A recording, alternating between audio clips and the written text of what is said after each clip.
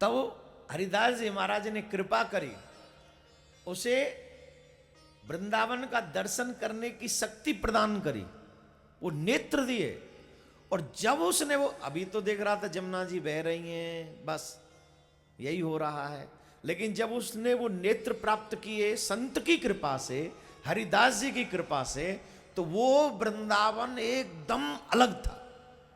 उसी स्थान पे वही वृंदावन है।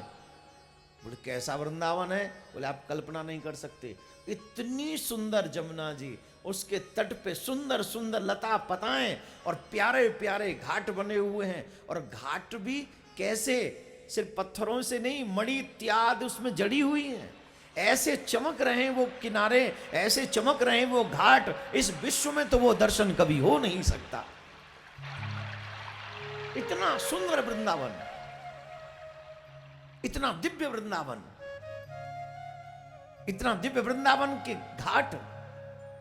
अब उनकी दृष्टि गई अकबर की, तो उस दिव्य मणियों से जटित घाट का एक कोना कहीं से टूटा हुआ है।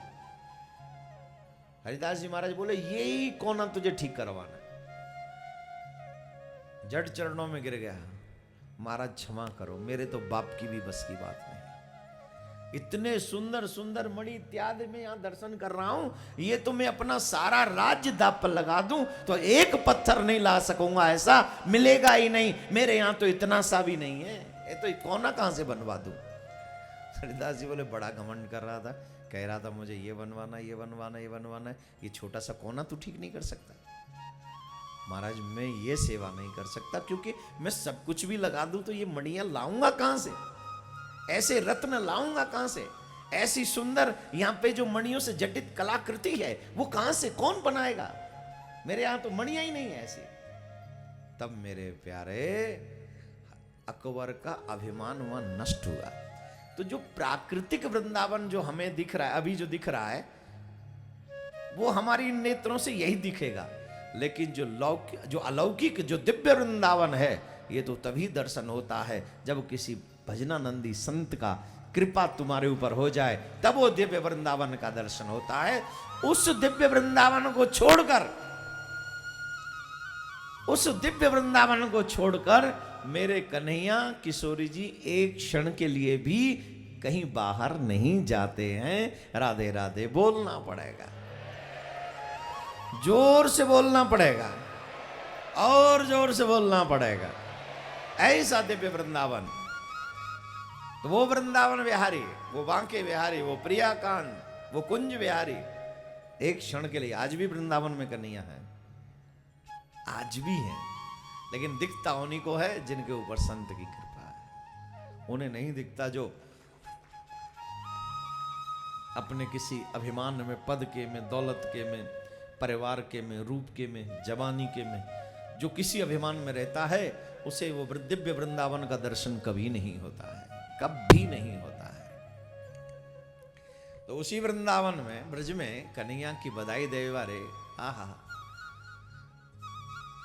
बहुत भीड़ लग रही है। तो एक बार नंद बाबा गए, सुखदेव जी कहते हैं कंस का कर चुकाने के लिए, तो मार्ग में वसुदेव जी से भी मिलते आए। वहां ये नंद बाबा गए थे कंस के पास, पर बीच में कंस ने उसी दिन, जिस दिन योग माया ने कहा था कि तुम्हारे मारने वाला ब्रज में पैदा हो गया है, तो अपनी बहन पूतना, जो कि धर्म की बहन है, उसको भेजा। और वो पूतना अपना रूप बदलकर कालकूट विष लगाकर अपने स्तन से ब्रज में नवजात शिशुओं का वध करने के लिए गई। यशोदा मैया के पास में पहुंची और यशोदा मैया से कहवे लगी, मैंने सुनी तुम्हारे घर में लाला भयो है, तो वह लाला को दर्शन करने के लिए मैं चली आई। मैया बोली तू मेरे लालाए खिला और मैं तेरे लिए भोजन बनाऊं, अपरस में भोजन बनाऊं। जरा ध्यान से सुनना, अपरस में। भगवान की पूजा जिन घरों में होती थी, उन घरों में कभी अशांति नहीं होती थी, कभी नहीं। वो घर हमेशा फूलते फलते थे, हमेशा आनंद में रहते थे। पर आजकल ऐसा देखने को नहीं मिल रहा है। उसके पीछे एक बहुत बड़ा रीजन जो संतों के मुख से सुनने को मिलता है वो ये है कि हमारे घरों में शुद्धिकरण नहीं रहा।